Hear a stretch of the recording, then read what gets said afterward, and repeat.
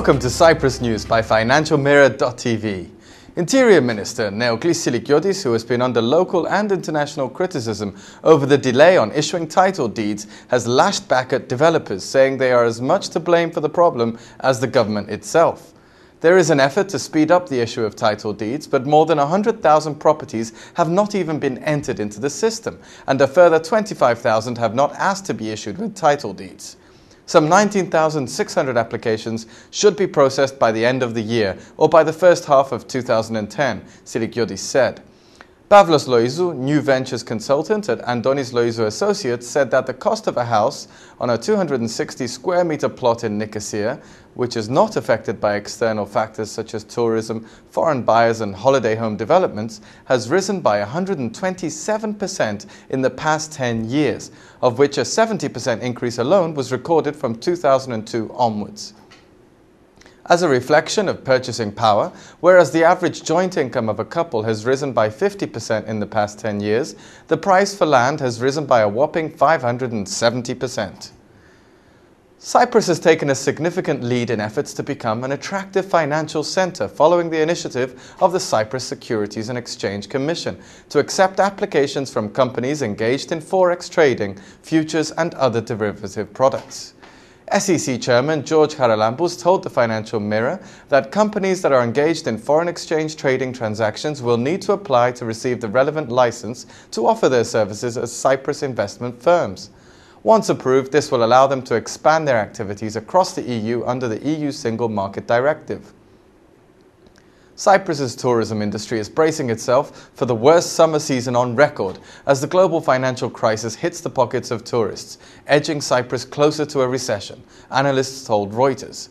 With tourism arrivals down 8.9% by May, authorities have clamoured to reverse forecasts of a massive 20% drop in arrivals during the holiday island's high season. Locals worry that British tourists, over half of total arrivals to Cyprus, will holiday elsewhere this year, after a survey in April found Cyprus was the fourth least value-for-money destination due to sterling's weakness against the euro. PrimeTel has joined forces with Reliance Globalcom and proceeded with the landing of the submarine Hawk fibre optic cable system in Yeroskivu Beach, Paphos, which is expected to be completed and go into operation by October. With the landing of the Hawk cable system in Cyprus, PrimeTel will increase its international capacity by 5 gigabytes per second, with an option for further upgrades in the near future.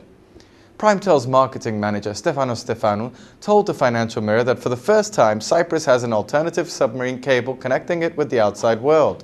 PrimeTel says it now has 30,000 subscribers, with the number expected to rise further following its deal to host the UEFA football games from the new season, which will start in August.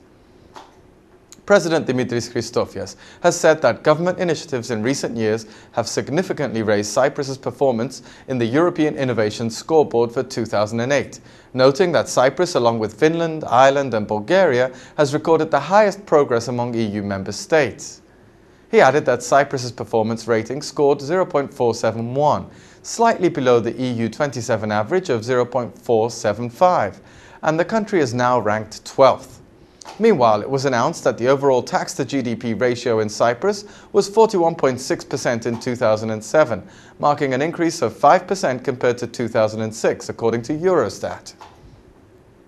The growth rate in Cyprus for 2009 is expected at 0.7%, according to the June country report on Cyprus issued by the Economic Intelligence Unit. The EIU analysts anticipate GDP to grow by 1.2% in 2010, whilst they expect the 0.9% government surplus of 2008 to swing back into deficit, reflecting the weaker economic conditions as well as the higher spending side. EIU analysts expect the deficit for 2009 and 2010 to reach 2.3%, whilst government debt per GDP is expected at 48.1% and 47.8% respectively. The establishment of an independent public oversight board to oversee the accounting profession has been welcomed by the Institute of Certified Public Accountants of Cyprus. The association's outgoing chairman, Panikos Tsailis, told the 48th Annual General Meeting that the services sector, in which the Institute's 5,000 members are active, is the healthiest sector of the Cyprus economy. Chiley stressed that ICPAC supported the initiative of the Ministry of Finance to amend the tax legislation so as to enable Cyprus to apply the requirements of OECD for the exchange of information on taxation issues.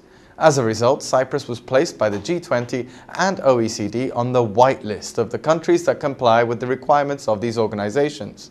Especially important was the development for the signing of the double taxation agreement with Russia, a development with multiple benefits for the Cyprus economy, and in which ICPAC offered its know-how and experience and joined forces with the Ministry of Finance and the Department of Inland Revenue.